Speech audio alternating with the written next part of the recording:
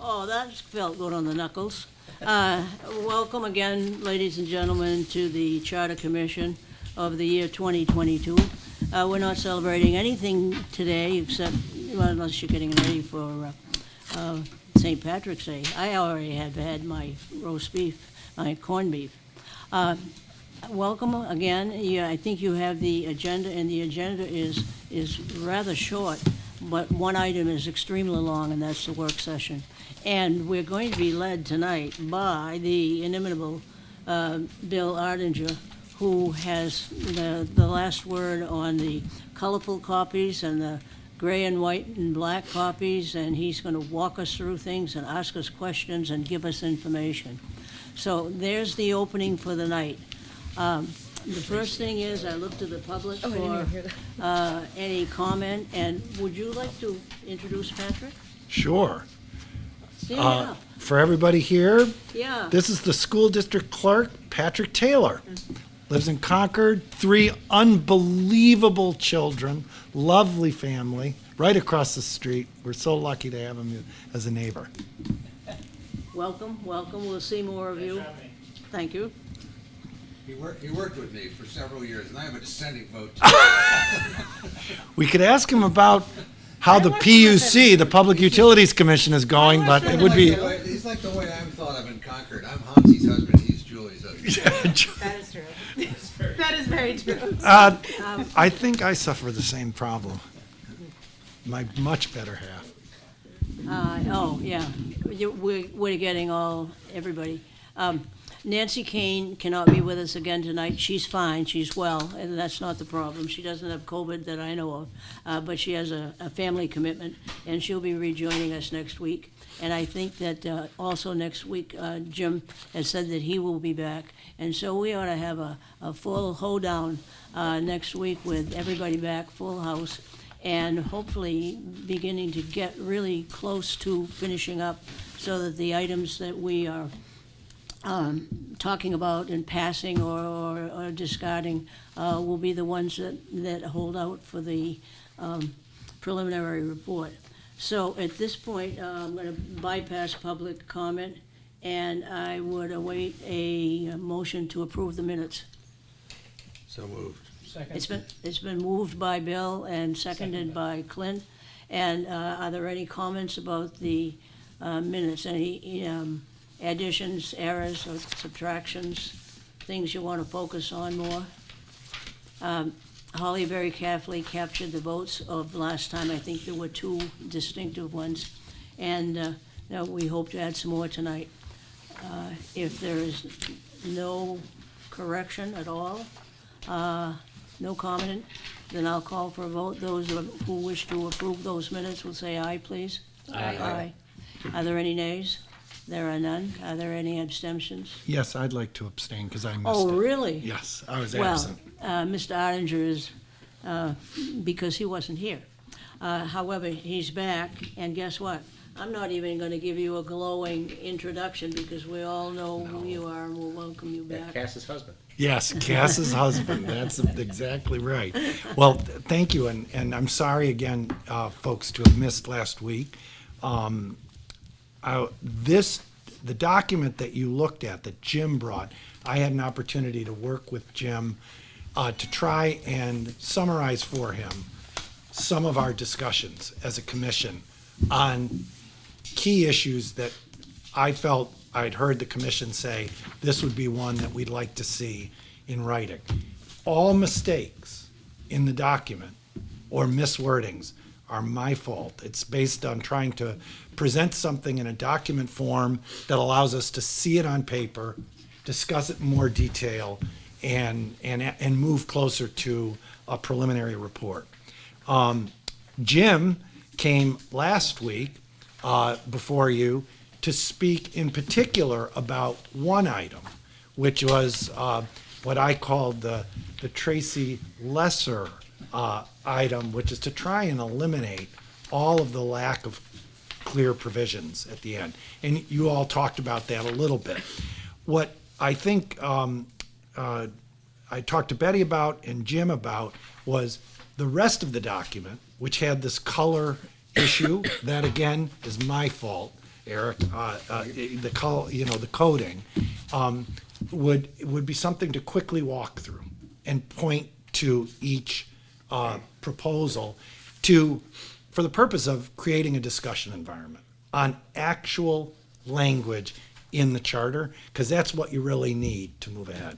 So, what Jim and I boiled the changes down into, the issues that would be 5 potential amendments, 5 questions on the ballot, were the ones that are listed at the top of your document.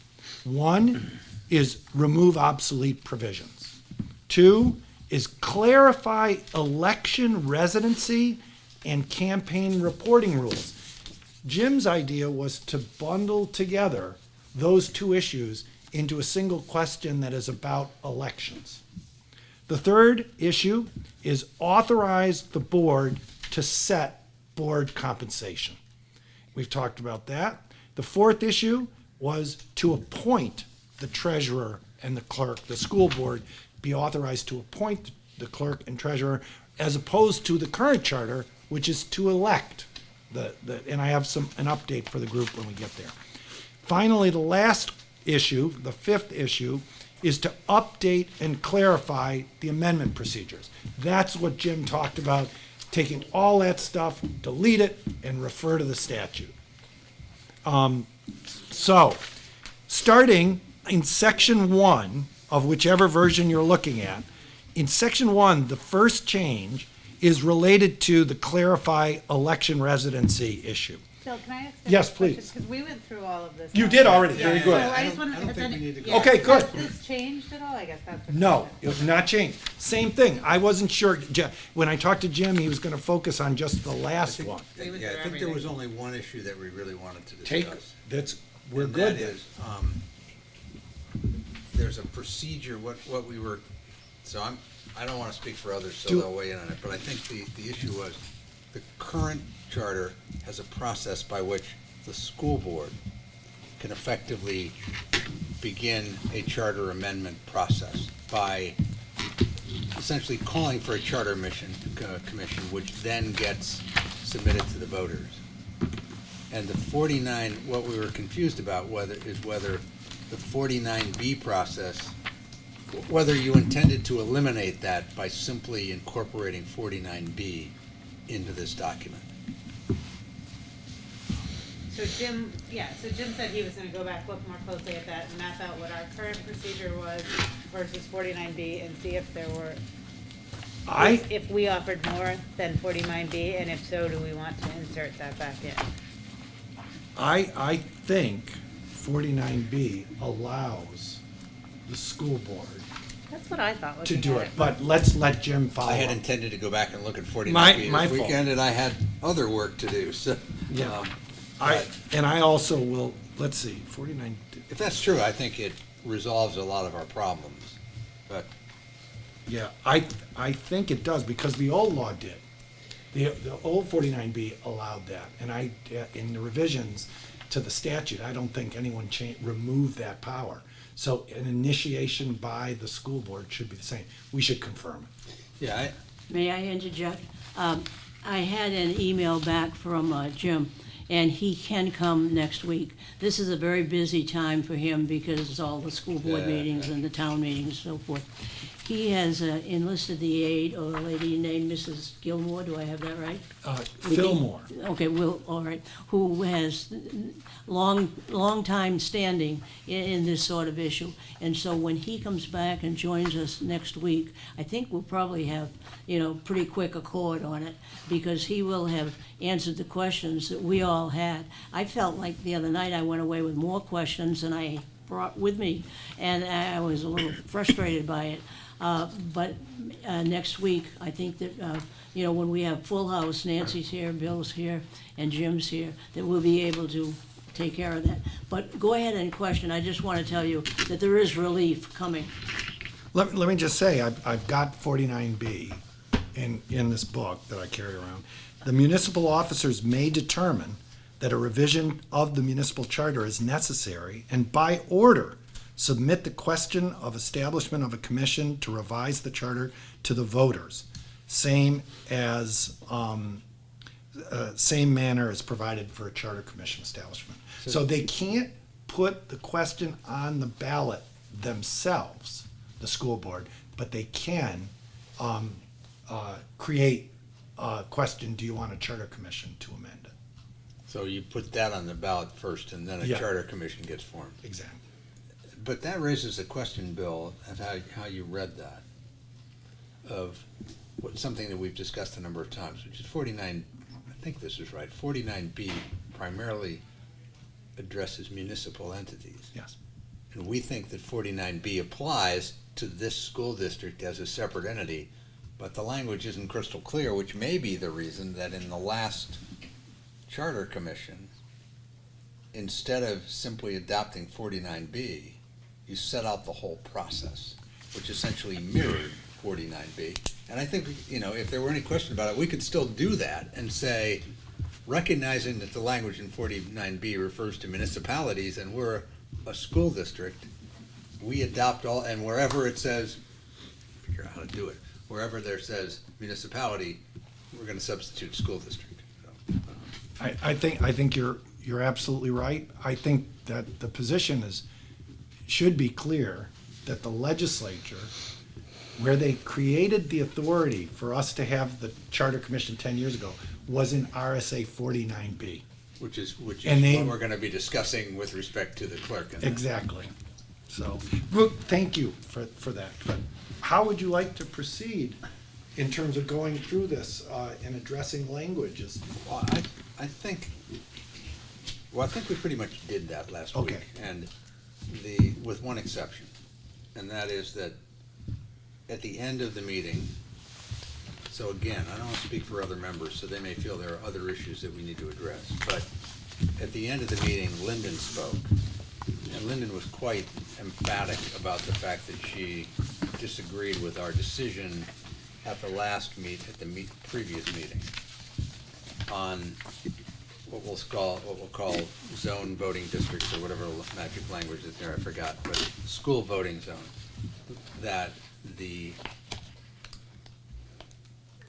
you had to be a member of the school voting zone for the entire period of time that you were elected from that zone. And if you weren't, and I think you incorporated the language of our prior vote very accurately. And at the end of the last meeting, Kate and I thought that there were a couple of issues that, rather than addressing that at that point, Yep. there were a couple of issues that we ought to address right away. One of them was the financial reporting issue. And as I sit here today, Kate, I can't remember what the other one was, but It was like 15 and 16, I can't remember.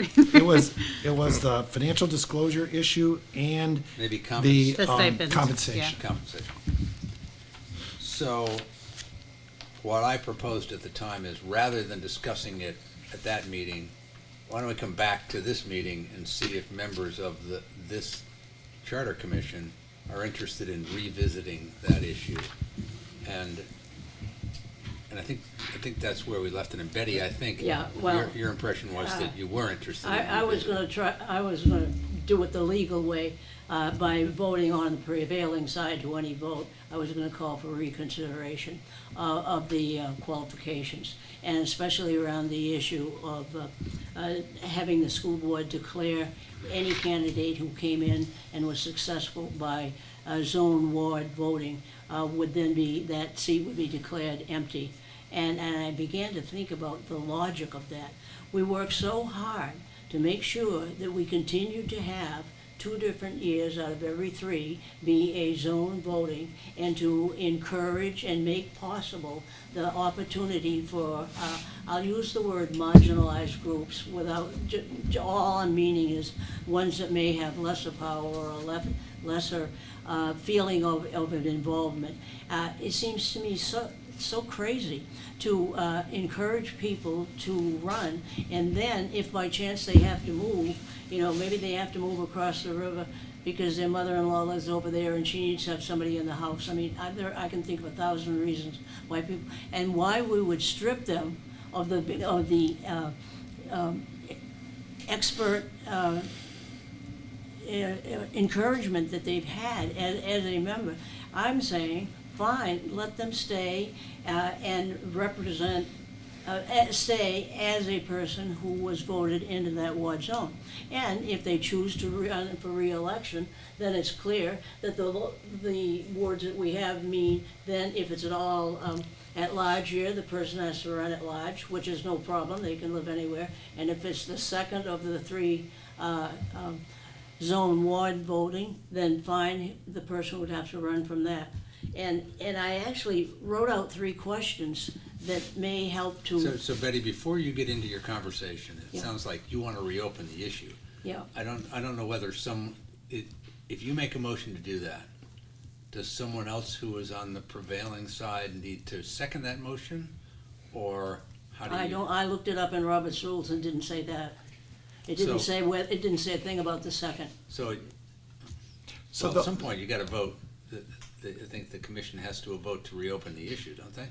Well, the one thing I'd say is, the way we've been proceeding, which is kind of a narrowing of issues, until we really get to the language before us, we're not really finalizing. So I think we could go through the formal process to revisit or reopen a vote, which I'm interested in. I would be fine to hear, because I think we're really nearing the final Yeah, I mean, action. the only reason for raising it is, I think we should revisit this. And so Betty, Okay. I mean, if others are fine with that, I think let's have a further conversation on it, would be my thinking. Sure, I'd be fine with having the discussion. I'm fine. Okay, Betty, Oh, go thank to you. it. Okay. Good point, though. I didn't have a chance today to talk to Jim Richards, the president of the Concord School Board, and know how he feels about it. And I figured it would be a really good test to talk to him, because clearly he came in through the zone ward thing, and he spoke glowingly about how that worked. But there are some things that I think override those smaller issues. And so I think I would ask the questions of you, just to get the conversation going. What good would come to the district or the school board by making a member give up his seat? How does that promote the district? How does that promote the school board?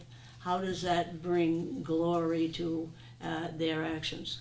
A second thing is, what would make a school board member less capable of making decisions after making a residence change?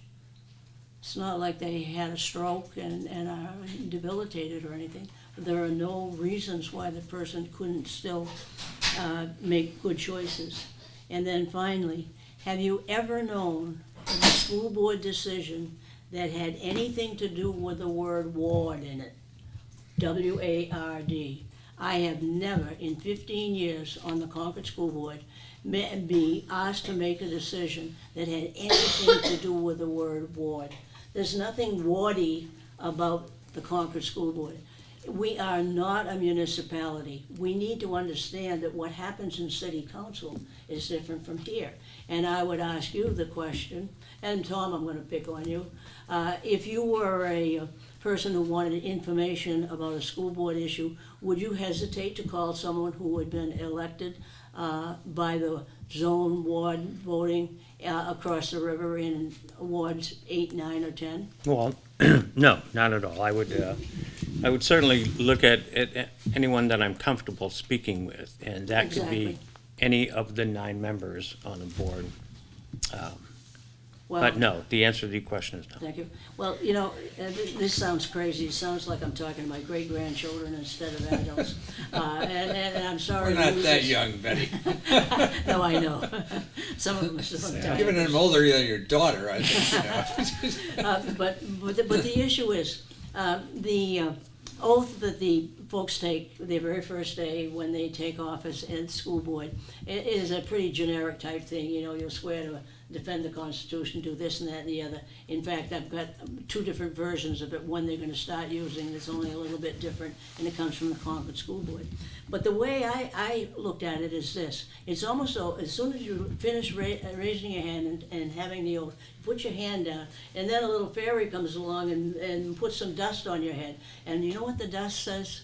It says you have a responsibility to the entire Concord community. In fact, it says that in Concord School Board Policy number 110, number 3, and it says you represent the entire Concord community. So what I would ask the question, why would you take away a person's right to continue on the school board when actually all they're going to be doing is representing the Concord School District, the Concord community, every student, every school, every taxpayer, every voter. I spent a lot of time that night. I gave you about 7 different items, and I think that some of those still apply here. I was talking then more about the number of ward votings we'd have, whether it would be 1 or 2 or 3. But the truth still is there. There are more people in Concord wards, anywhere in Concord, who do not have a school in their ward. And so why are we worrying about wards when we worry about schools? There's 1 school in Ward 3, there are 2 schools in Ward 5, there are 2 schools in Ward 7, and there are 2 schools in Ward 10. So there are more wards that do not have schools. So are they gonna sit back and say, well, I don't have and my kids, meaning the ones who are in my one, my kids don't go to middle school, why do I have to vote on that? Well, that's ridiculous, of course you're gonna vote on it. You're gonna vote on everything. And so I go back to what is the overriding obligation of a school board member, and I would say that it's the fiduciary duty of every single board member to represent the entire district, capital D, and you can have it capital I-S-T-R-I-C-T if you want to. But I would say that the job of every single school board member has something to do, not something to do, everything to do with representing the entire Concord community. And it doesn't have anything at all to do with wards. The ward business is there in order to encourage and make it possible. And another similarity is, you know, if we remember our civics lessons and we know them well, there are 2 senators from every single state.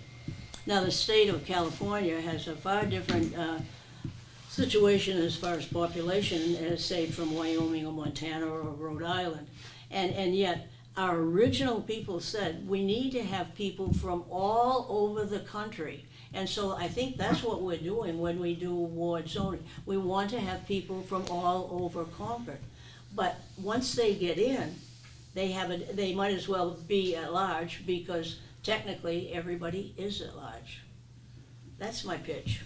So Betty, you and I can disagree without being disagreeable. And I hope so. I think that you have just made a great argument for why we never should have had ward voting in the first place. And I happen to agree with you. I've always felt Yes, I know. that ward zone voting was crazy because the issues didn't have anything to do with wards. But I lost that battle 10 years ago, and I've lost it in this session as well, because there's been largely no incentive to change that. So, with that framework, then the problem I have is, what is the point of electing people from wards if they're not going to live in that ward? So let me give you a different hypothetical. I decide, you know what, I really want to be on the school board, but I'm not going to get elected at large. So what I'm going to do is I'm going to rent an apartment in wards 4, 5, and 6. And I'll get elected because it's easier to get elected from a ward. Now, hypothetically, it's probably not true because nobody in the ward knows you. And then frankly, I've always said better, you know, anybody who's on the school board likes to say, I got the most votes in the ward that I live in, right? Which is what you would hope would happen. So here's the problem I have. Starting with the assumption that ward voting doesn't have anything to do with the school system, but we're going to elect people from wards, from ward zones. Even if, once they get elected, and I think everybody agrees with this, I love your fairy dust argument because I've never kind of felt that I had the fairy dust, but I get the point. Oh, it's all over you. I was Here and elected, here. I was elected at large, so, no, I think, take this hypothetical, and you can, and this is my problem, you can string this along. 1 month after they get elected from the ward zones, they move to a different ward. 6 months afterwards, they move to a different ward. A year and a half into their term, they move to a different ward. Now, you get to a year and a half or 2 years, you'd say, it's kind of silly at that point that you would say they shouldn't be able to finish out their term representing that ward.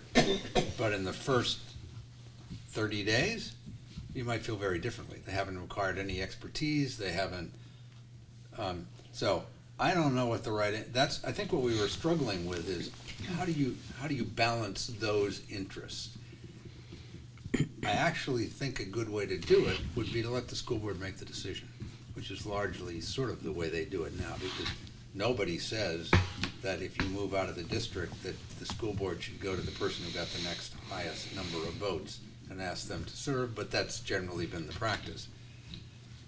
The problem with saying, so I think I said this the last time, the problem with saying, well, let the school board do it, is then you put the school board in a bind where there might be some people who got elected from a ward zone who they'd be very happy to have off the board, and some who they'd be delighted to have on the board. So it feels to me you've got one of two choices. One is the one that you posited, which is, frankly, the whole ward voting system is kind of stupid, and so if the person moves to another district in the city, they should be able to fill out their term, and so let's just ignore, for purposes of their tenure on the board, where they live within the district. That's one option. The other option is to say what we've said, at least the last vote, which is, no, if ward voting is to have any value at all, then you gotta live in that ward, or in that ward zone. And I go back to Tracy's argument about this is, you know, it's nice to be able to call somebody who lives near you, and that in fact, the considerations that parents have about the school district as a whole when they live close to the Canterbury line might be different from the considerations that people have as the school district, about the school district as a whole when you live next to Bow or Hopkinton. I just don't know, but I just feel like any other slippery slope is difficult. So pick from door number 1 or door number 2. So I want to throw door number 3 at you. Yes. So my thought on this is, and I'm, as you know, and I think I've laid out my arguments as to why I do strongly feel like this district zone voting is important, because while the school is not in the elementary school district, the elementary schools do take in from a certain geographical area, and there's something to be known about driving the roads and all of that stuff. But I don't like the idea of pushing it off on the school board, because we don't know who the school board is going to be 10 years from now. It could be people that we disagree with now, and we don't know that you could rent, for election purposes, you could rent a bunch of apartments, get people moving in there. So I would suggest that we make things clear so that there's no question later, what did the Charter Commission intend? I think that the point of a charter is to clarify things. The other thing I would say is, instead of saying that it's up to the school board, or the school board has to have a policy that says they vacate, and then how does the school board pick the person to go in, we say that the person can remain until the following year's election cycle. So if they leave in January, the day that they get sworn into office, they move, then they have to rerun in November again, even though that's not their term wouldn't have been up. And then if they lose, someone would fill out that term for the last 2 years or 1 year or whatever. But then the voters are again the ones deciding from that ward who fills that term. So that would be door 3. Yeah, but that, I don't think that really is door 3, because Betty's point is, once somebody gets elected to the board, you want you want their term to continue so that they develop expertise. Now, if what you're saying, Tracy, maybe I just misunderstood you, is if I'm in the first year of my term, having been elected from one of these ward zones, and I move to a different ward zone, are you saying, well, they'd have to run then from that next ward zone, Or at large, or assuming whatever. that there was an election in that ward zone in that year, or is there always? There always is either Okay. at large or All right. at There would But are have you to be. saying that so let's get down to brass tacks. If they moved in February, they'd have to run again in November, or are you saying if they move in February, they have to run again when their 3-year term is up? No, right away in November, the next available election. But they could continue to serve Continue to serve that way. And again, it gets to a philosophy of who's picking. Is the school board picking the next available candidate and choosing to fill out a term, or are they just filling till the next election, or are the voters doing it? And that's, I think, something to discuss. The way it works now, I think, is,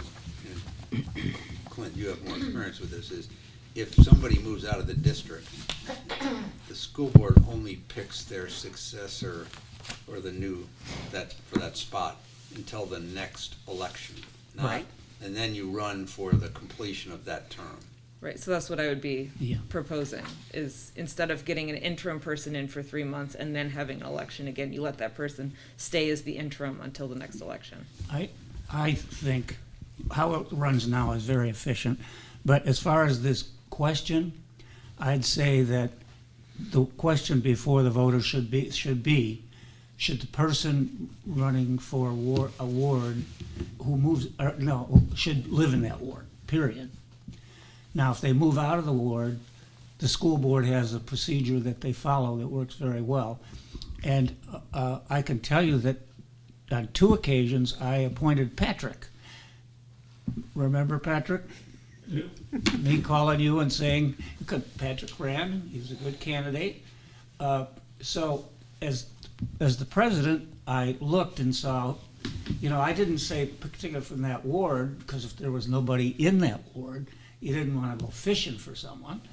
You found someone just to get it through that term, and then there's an election like there is now. So could be the longest you could be serving is January to November. That's the longest you could be serving if you moved out of the ward.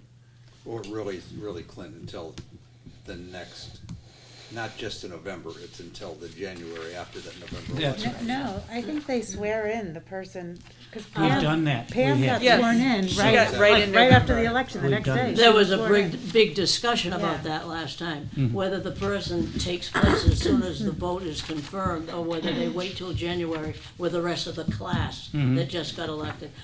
What I worry about is if you make this thing too convoluted, you'll never be able to put it on a ballot so that it will have easy and quick support or denial. The crisper, the cleaner, the easier it is to understand. Remember, these are voters who often don't even know the difference between the school board and the city council. Our civics among our clientele is really pretty limited in sometimes. And so when we talk about it here, we eventually have to have Bill make it so that it's palatable, and people won't just toss it and say, well, I don't know what they're talking about. This seems crazy to me, I don't understand this. But isn't And- this- And I don't wanna be working all summer long to establish the information sheet that goes to the voters. Isn't it, is exactly the reason we're discussing this, because right now, you Yeah. have to be a member of the ward voting group in order to be elected from there. I think that's in the charter now, but if it's not. It is. But In the then, proposal. the reason we're having the discussion is because what happens if you're not after you got elected? And I think Right. we have to resolve that one way or the other. And I think the simplest way to resolve it, I understand Tracy's point, is you have to live. I think you got 2 clear choices. One is you have to remain a member of that voting ward the entire time that you're on the board, or alternatively, if you move to a different ward, you can fill out the remainder of your 3-year term, and then you have to run for it. And then self-executing would be, when you run for election, you have to be a member of the ward you live in. You have to be a resident. Well, I hope that the trend that seems to be prevalent now is not going to continue forever, because communities are finding it harder and harder to find people running for elected office, including school board. And the most valuable thing that I can see with school board members who are elected is experience. And to interrupt that experience, to me, is doing them a disservice after they, in all good conscience, ran for a job. I worry about losing that experience. And I pointed out that other night, the lack of experience that was in this Concord School Board a year ago when they looked at the last budget. There were 4 people who had never done a budget. Never, never, never. There was one person who had done 1. There was another one, there were 2 who had done, there were 2 who had done 1, and 1 who had done 2, but then she resigned.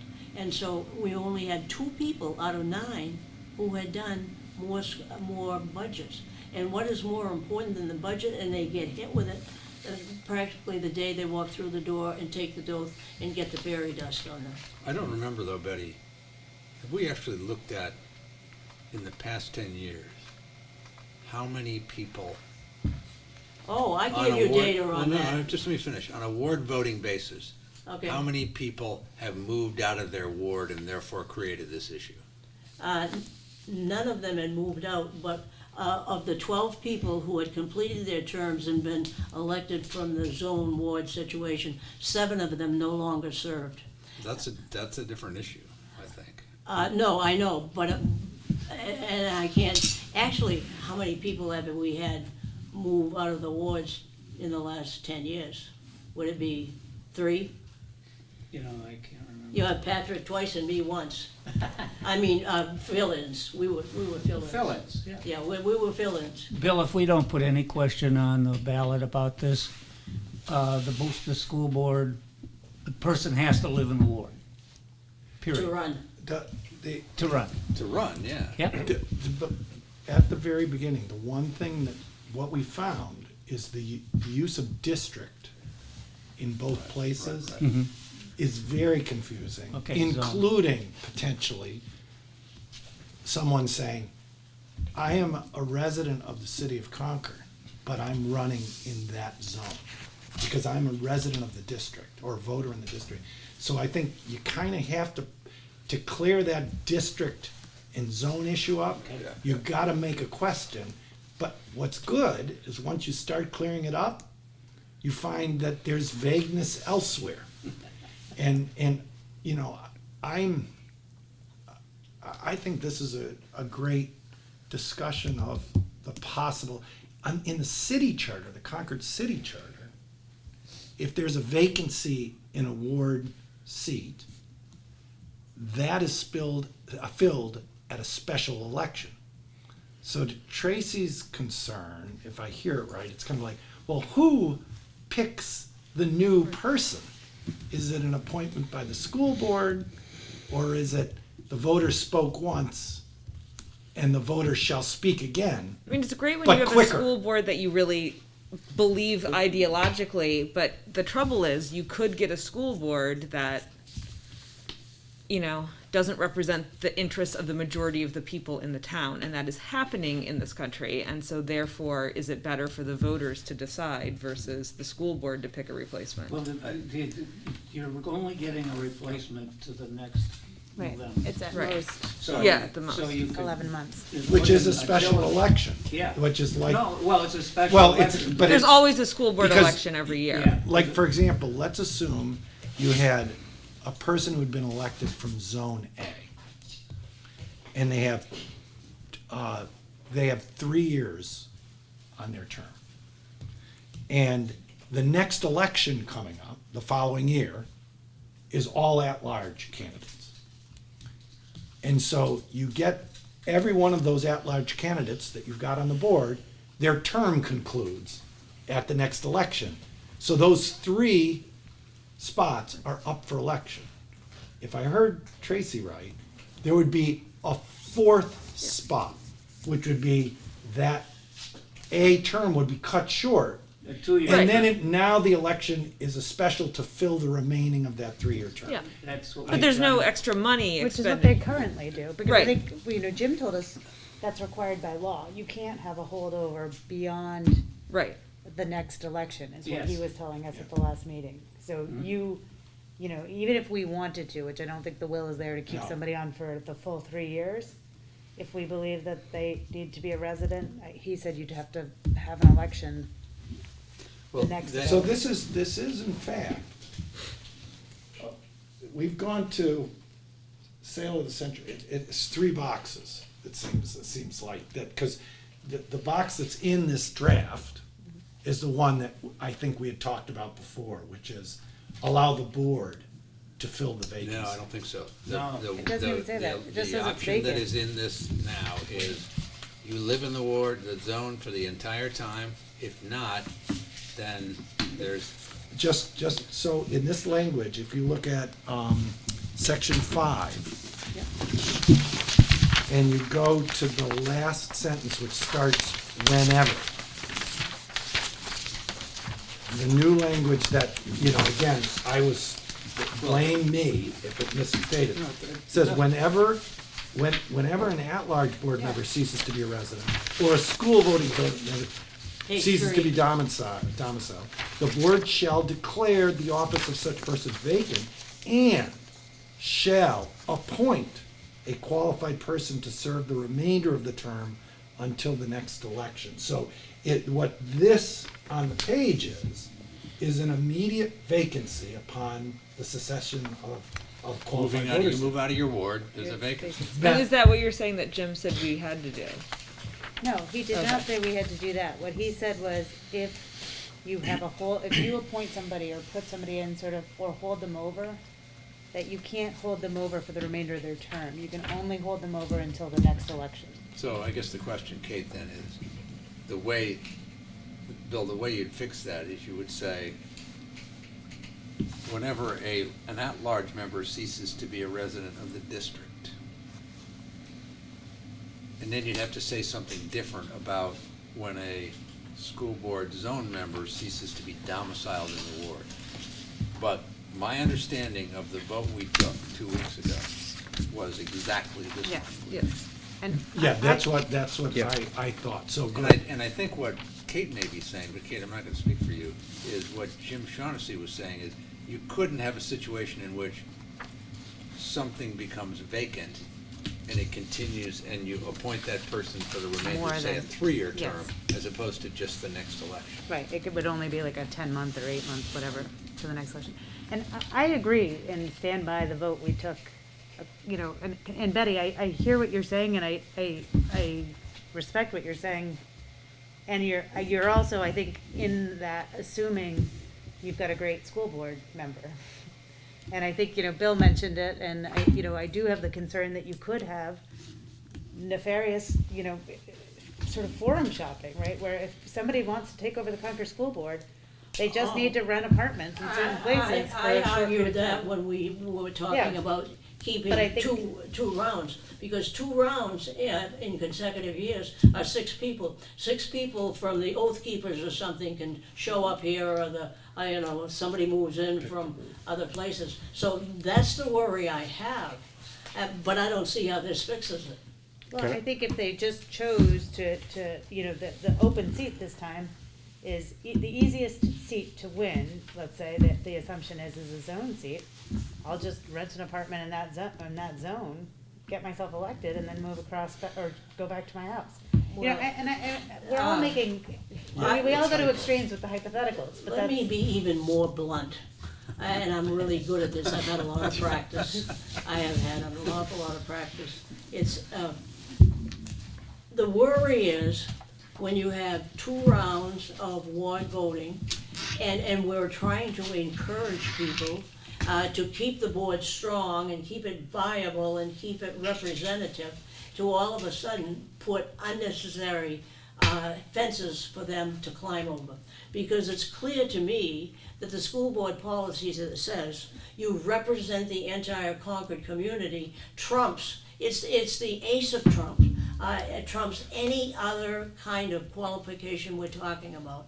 And so I don't understand why, if we believe that Concord school board members represent the entire community, in this rare instance where someone moves out of a ward and moves into another ward, it's not like they moved to Bow or Loudon or somewhere else. They still live in Concord. Their kids may change schools, but all schools are treated equal. But Eddie, isn't the problem with that, at least maybe Jim Shaughnessy has to answer this question for us. The solution to your problem is when someone moves within the school district and they were elected from a ward area, they stay on the board until the next ward election. They stay on the board through the 3-year term, period. Okay, that's the easiest way to say it. That's, my understanding is you can't do that. Okay, if we can't do it, we can't do it. Well, what you could If we do, legally can't do it. yeah, well, the way to do it would be to say, we're electing people from these wards, but we're really electing people from the district, right? And I don't know, I say that'd be the way to do it, but, and frankly, I'm not too concerned about the election of a school board you really don't like. Because let's be blunt about this, to your point, Betty. You've got 3 members of the school board who are elected from the city as a whole. That is the majority of people in the school district who have elected those people, whether we like them or not. The other 6 members of the board are elected by a smaller group of people in the city. And maybe that's a good, and it, you know, if you want to stack the school board, you try to stack it through the wards, not from the district-wide voting. Well, you know what this reminds me of? No good deed goes unpunished. Because the good deed that we did with this vote was to retain 2 successive years of zone ward voting. That was the good deed. The good deed was to open up representation and all that. And now we're getting punished because we can't figure out what we're gonna do with them after we get here. And that's the way I feel. No But I'll good go back deed to the goes point I made unpunished. originally, Betty. I respect every one of your arguments. I think they're great arguments for why we never should have put the ward voting system into place in the first place. But No one knows that any better than I do, because the person who championed that sat next to me the last time. And quite frankly, I wanted to be sick every time he spoke. Right. Betty, if I just, I'm sorry. that's all right, Eric. that's all right. Meeting ago, whatever it was, I spoke, as and you did tonight, on the need to retain people if they move. Bill made a great point about if you leave the zone, the voters elected you, if you leave the zone, you should give up your seat. And that swayed my vote when we took the vote last week. But it didn't quite, I voted that way because you made a great point.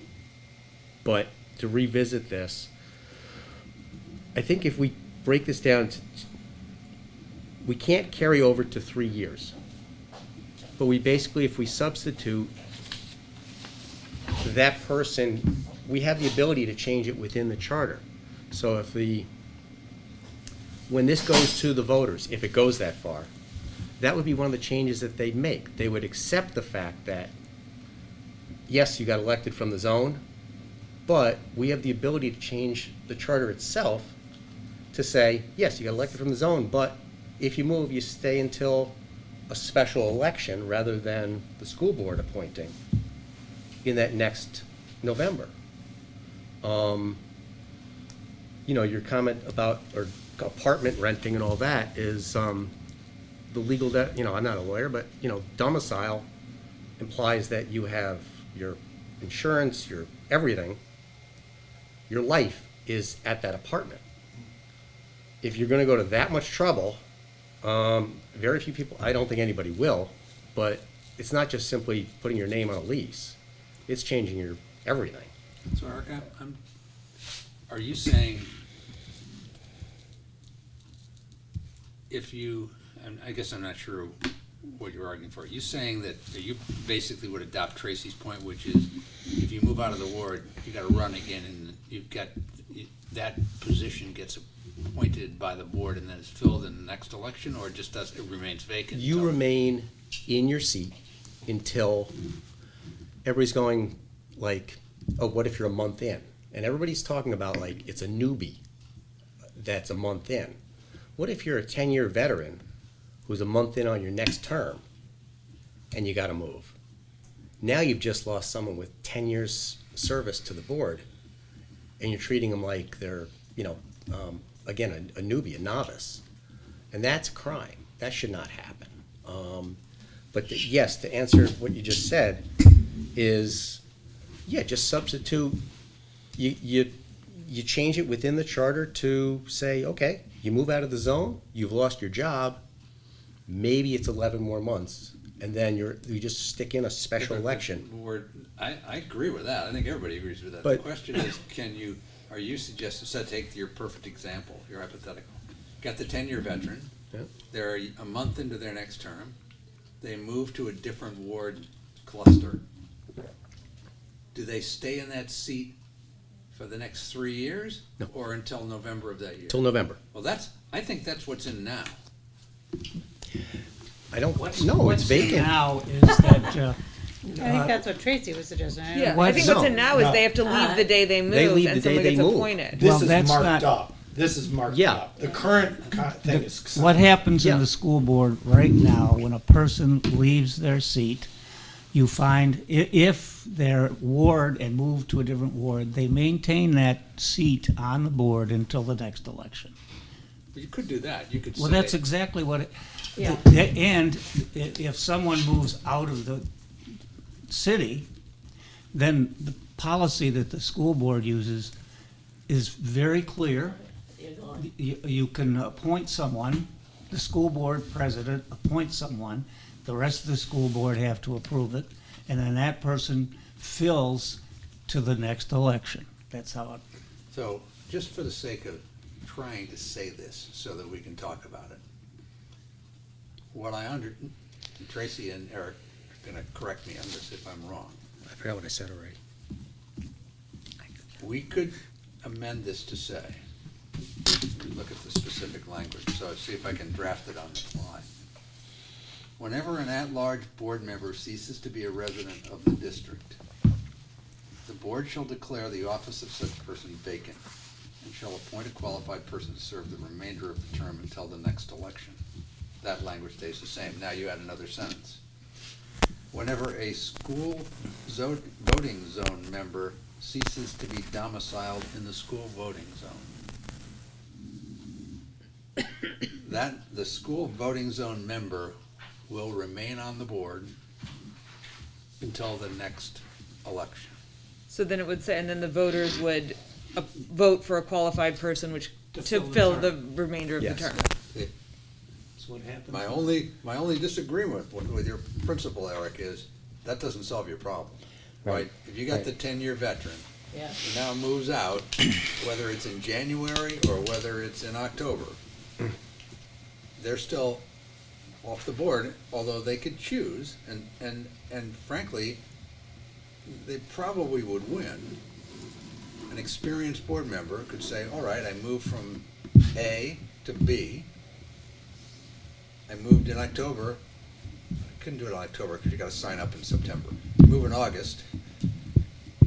I sign up to run from Ward B, and I'm back on the board, But if I we- win. But Jim said we can't do that. They can't carry it over.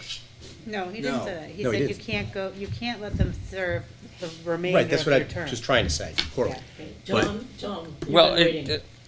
tell me that again. The way I understood what Jim said was that so if experienced board member who, gets elected in November moves in March, and so they're in the first of their 3-year term, we can't say we're gonna let you fill out your 3-year term. No, they They can only have fill out till Till November. Till November, What yes. Jim said was you can't let them serve longer than till the next election. But I think Right. that's what You have Eric That's what I was just saying. said. Yes, and I. Again, just poorly. So, It okay. saves appointing that person, so the person leaves, then you appoint another person, then there's an election. You're keeping the continuity until the next election. You're keeping the board. So if, go ahead, Eric. No, you. If that's true, why are we talking about this? I mean, it seems to answer the question. Well, we're determining whether we should say that they should stay or the board Board should should appoint appoint someone somebody. to fill the remainder of that Okay. 8 months or 2 months or 1 month or You whatever. know, having not heard that the same way from Jim, but agreeing with you that he Well, did, that's what I heard. you know, I would have been a proponent of leaving someone to finish out their term, whether it be 2 years, 3 years, or 1 year. Because of that whole wisdom thing, because of the amount of time and effort that a person, looking at from the lens of the person who's elected, they put a lot of work into it. I mean, I put a lot of work into getting elected, and so I sort of feel like I'm entitled to finish out my term at least. But if that's the case, then I would go back to what Eric says, and we would let them finish out their one term. Or their year 1 till the year. next Year. election. So I Exactly. think I just made a motion. Well, I tried to make a motion, right, for the purposes of discussion, which is what I think Tracy and Eric were saying, which is, and really, all we're talking about is this. Does a person who's who's elected from a ward voting area lose their seat immediately upon moving out of the ward? Or lose it at the next election, when they would be free to run from another ward if they wanted to, if they moved?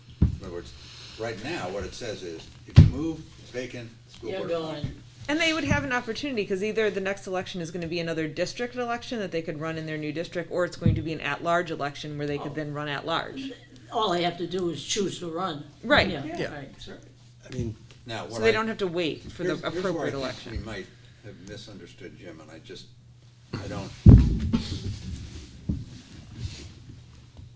I think what Jim was saying is this, that you have terms and you have elections. And you have to qualify for the term to begin with. And if you're not qualified at the end, well, if you become disqualified, then you have to have a new election for somebody sitting in that seat. He didn't necessarily say how long you could continue to sit in the seat if you were disqualified. I thought I heard him say at the next election. Well, that's what I'm saying. You could, Yeah. now, I don't know what his view would be about that. Well, I think there's a reason why if you move out of the district, right, you're no longer a taxpayer, you're no longer, you know, And in that case, and you had broken it down that way, so it said, so if you say, if a board member, a duly elected board member moves out of the district, not the zone, that seat becomes vacant, the board appoints someone to serve until the next election. Yes. That's maybe what- my language then- wasn't very precise for that No, reason. I think the other thing is, when you're talking about a zone member who doesn't move out of the district, but rather moves out of the zone, at that point, that zone member would continue to serve until the next election.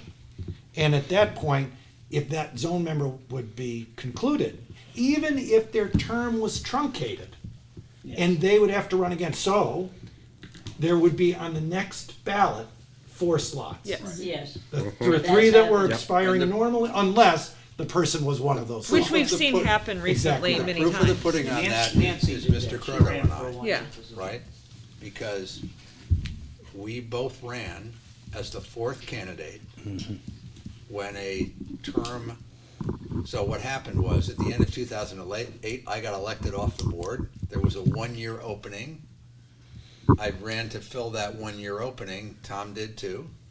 And then at the end of that 1-year term, I ran again for a 3-year term. I think that's what I was trying to say with the vote. And I Yep. don't think you need to break it down by, you could say, whenever an at-large member ceases to be a resident of the district, the board shall declare it vacant, blah, blah, blah. You could also say the same for the school board voting zone member, but you don't need to, because they haven't moved out of the district. They've just changed zones. So so you break it into 2 sentences, and in the first one you say, you move out of the district, immediately. Well, that rule applies to everybody. You move out of the district, Right. Boom. Doesn't matter whether you're a zone or at large. Right. But then you need a special additional rule, Bill. I don't believe it's mutually exclusive. The additional rule is for the zone member. Because Well, and that's what I And I think you proposed. got it. A second sentence which says, whenever a school voting zone member ceases to be domiciled in the school voting zone, that member may serve the remaining, well, it may serve until the next election. yeah, Yeah, exactly but if you right. stop at the word zone, then it's theoretically possible for someone to move wards within that zone. Well, you're allowed to do that That's anyway. okay. Yeah, I That's know, totally I okay. know. You don't Well, have to but be that from- wasn't made clear, because a person who's serving now agonized over it. And so, I don't know if she didn't do her homework or Well, what. I think that she agonized over it, if we're talking about Jenny. No, someone- I'm talking about Gina. Oh, well, they agonized because the current charter is so unclear. I know. And that's what we're talking about. This would be clear because it's zone, like So now wards that are. person So- wouldn't so, have any yeah, if you say- question. If you just say zone, then they can still move within the zone. So here's my question in the hope of ending this meeting earlier tonight. Rather We're than- beating this horse to death. Rather than No, it's taking, good. yeah, rather than taking having to try to craft the language, if in general people agree with this concept, that if you move out of your ward zone area, your term expires, that your term becomes vacant at the next election. Yeah. So that you have to run again from the new ward or at large. Then, if that's what people generally agree with, and I don't think Oh, yeah, Betty. I'm not I don't So, love it. Then I know it, and I don't love it It either, but I grates. think, then go draft it up. I think it is draftable easy. Right. It's very simple and it's a change from what was in this. But One it sentence clarifies difference. things It and does. makes it, I think it's perfect. That's the I- way the charter I should do. actually really, personally as one member, I think this was great discussion and I understand what we're talking about and I like it. And And Betty, Yeah. it's not that you Oh, no, continue to I- serve, I think we're running into state law, because I finally found it. Yeah, I was yeah. ruffling No. rudely, because No, I I'm know not. the section that Jim is talking about, and I found it. So you were absolutely right the way you described it, and from what, It's so not- I think this works. It's not a matter of winning or losing, it's a Yeah. matter of being Putting it out clear and getting people to vote on it and having it in a precise question. And I didn't reveal the smooth move that the Concord School Board made recently, and you told me, I'm not sure you wanted to, but anyway, I'm not revealing how these jobs sometimes get filled. I thought that was. appalled. You know, Well, but the thing was that Tracy brought to the table is in what you're doing is as quick as you can. It kind of it splits the middle there. As quick as you can, the voters will confirm who's filling the vacancy. That's basically what we're doing, is saying is, and the school board can't appoint someone for 3 years, which I think is not consistent with the law. well, they couldn't do it anyway. Right, couldn't do it But anyway. what Yeah. Tracy's really arguing for is, let the person finish out Yeah. that year and not have the school. Rather board than appoint somebody vacancy. another let's way. not have so much upheaval, Yeah, I agree. which I- is what Betty wanted, more Yeah. consistency.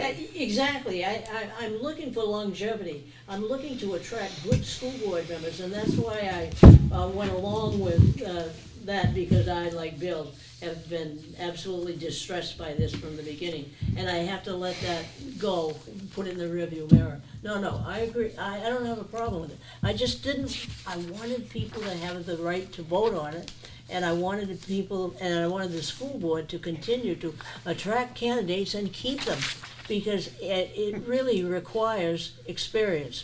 And the more experience you have, almost without a doubt, the more valuable you are. I just can't talk to that enough. So, Bill, I think the motion that you made and clarified is on. We voted on compensation at the last meeting, and we voted on campaign reporting. Can we finalize this discussion with? Well, I think I think we have. I Yeah. guess the question is, and let's decide how formal we want to make this. It would be, in the career of the lawyers sitting around here, that's our client sitting at the table saying, this is what we want. It's Go done. draft it up. Yeah. I think it's, but in principle, if we all agree, that means this issue is basically tied, subject to the language coming back to to next meeting, and I'll work with Jim to get it done. Okay, But that is the hardest language in the document, honestly, that of the changes we're considering. Here's That was what I'd the suggest, toughest and issue. we had plenty of time to go through it with Jim. I think before the next meeting, people just need to read this document again and Yeah. say, are we generally comfortable with this language? And this is the language that will go in the interim draft. I think that's right. Yeah, so if we can get the. Then And I'll- the sooner draft. we'll get a draft out to the group that will be put to the public agenda, as soon as we can. And then that will be the document that's hammered. As And we're I- getting very close to finding. Do And we, I am not Bill, gonna to apologize cover for- something we haven't covered, but you said we might come back to. Do we And- have a time for a meeting? The answer is so may I make a brief update report on this point? absolutely. So- I told you, you were the boss tonight. No, I didn't, you guys have done all the work. So I had an opportunity to meet, and I told Bill and Kate with a representative of the AG's office for tea today. It was wonderful. Oh, you did have the meeting? Yeah, I did. Yeah. I said, and just to go through it, and they are on the task. They have key documents, including the letters that the AG wrote last time, I gave them, that said that 671 should not allow you to appoint a treasurer clerk. They're going to look at it. Between now, they've offered up the beginning of next week as a time to meet again as a follow-up, knowing that we're under a tight time frame. I think that a very important experience for the AG's office in the last couple of years has been the litigation in Manchester. And the frame of mind that they're going through is based on the experience with Manchester. And I'll just say that while having this, I think the AG's office right now, I know 4 young people who are working there who are the sharpest lawyers I've met. They're wonderful. And this guy is as smart as a whip. And when we were talking, it was wonderful to chat with them and talking about it. And I said, well, a gigantic difference between Manchester situation and Concord? Concord had a separate charter for 100 years. Manchester didn't. And he goes, whoa, well, that's really going to help because that makes a gigantic difference between the two. And I think if we will go to the next meeting, we'll get it scheduled with, Bill and Kate are very busy. I am not, but they are so busy. Busier than I want to be, thank you. And, But Bill, can we just agree on this? Those smart guys at the AG's office aren't as smart as the guys who were there in the late 70s. Let's start with that. Yeah, listen, Dave. And then let's say, if we're going to go, let's not have tea. It was nice. We do it over a beer. 3:00. But I think it When you will were get saying that 3 done. o'clock on Friday, I'm like, I'm not having tea. Yeah, exactly. So we'll get a time scheduled, and I think we have a very good, smart person. Who knows where the AG will ultimately come out? but Or the Secretary we of will- State. Secretary of State, we talked about a little bit too. So I think it'll be a good meeting. Congratulations. Moving the ball, Okay. finally. Betty, do we have other things on the agenda? Well, Bill's in charge, and if he's going No, through and This feels... is it. I've got the drafting instructions by the client. I'm not gonna apologize for bringing up the reconsideration. You had to. It I had proved to. right. You made it, Well, allowed a no. change. Betty, I suggested at the last meeting that we bring it up again because I thought that Lyndon made a. Well, just to look at the language, I don't wanna go through an hour and 10 minutes again, because I think we've beaten this horse. It's truly dead.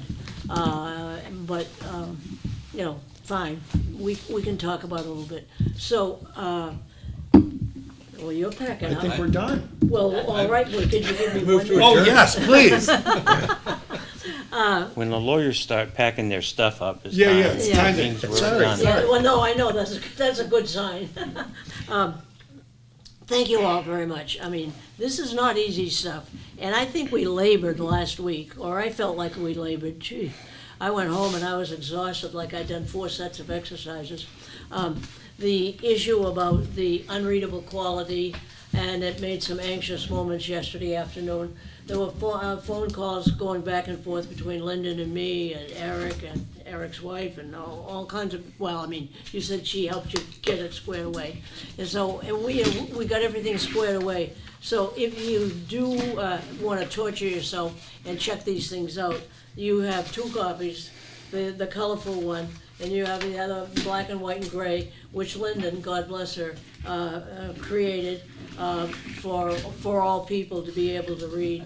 And so if you have any questions, you can find them. They may not match up on pages, but the sections are still in the same order and the numbers are there. So as I see next week, we will welcome Jim back and give him a hard time. No, seriously, that's why he gets paid. We give him a hard time, we want him to answer precise questions. If you have some ahead of time, you know, get them forwarded. And I noticed that you have out the calendar, I've got mine in here. The way I remember it, we have 2 meetings after next week, in April, prior to the time that the prelim should be in. And then on May 10th, we have a public hearing scheduled. That will be after the preliminary has been submitted. Then there's assorted stuff after that, but it's pretty, unless we get back a terrible set of directions to correct or revise or whatever. But I think we're on the other side of the slope now. We're coming down the other side. We've survived the winter and we've survived gathering topics. We survived voting on topics. We've decided on language for topics, and by next week, you really think we'll be done with the work of this group? Close. I think we can be close, minus the AG discussion. Did we agree, Bill, that we're gonna take a look at the question of whether if we simply adopt 49B, it will include a process for the school board? That's gotta be tied down next week. And were we also discussing on that, making some of the bars higher than what's in 49B in case it gets amended? Because he was saying 49B requires a majority, but we've, I think that I talked to him about that, and did you guys discuss that I last week? think what Jim suggested is not unlike how the state and federal constitutions relate to one another. You can set a bar that's higher, you can't set a bar that's lower. Yeah. I think one thing that's important is that the 60% approval level that is in our current charter made it through the review process last time with both the AG and the Secretary of State. So, you know, if that's what this commission supports, I think that's something, but Jim will address He's it. gonna, work on those issues. That's great. I just want to share one more small thing that happened yesterday with our interesting day with these copies. It was preceded by a phone call in the morning to me directly from a person I know somewhat. And the question that she had was, and it took her 50 minutes to get it out, why can't we have something on the ballot that talks about autonomy? Don't you think it's time to bring it forward again? I think that she's a victim of pandemic, and therefore had a lot of other complaints, which she encouched in something. And I just said to her, that horse has left the barn. I mean, it's like, where were you? This has not been an easy task. And if anybody came to this thinking it was gonna be a piece of cake and, you know, we'd do kumbaya every Tuesday night, it's not happened that way, and it shouldn't. And so you've worked hard, and I appreciate it, and we're getting to it done. I'll entertain a motion to adjourn. So moved. You always do. Sure. Second. All those in favor? Aye. We're out of here. And I'll say, Betty, some of the issues have been a little bit complicated, but I can't think of a nicer group of people to Oh, It's true. wonderful. Totally. You know, it really, I was gonna be the cheerleader, and I'm glad that the monitor girl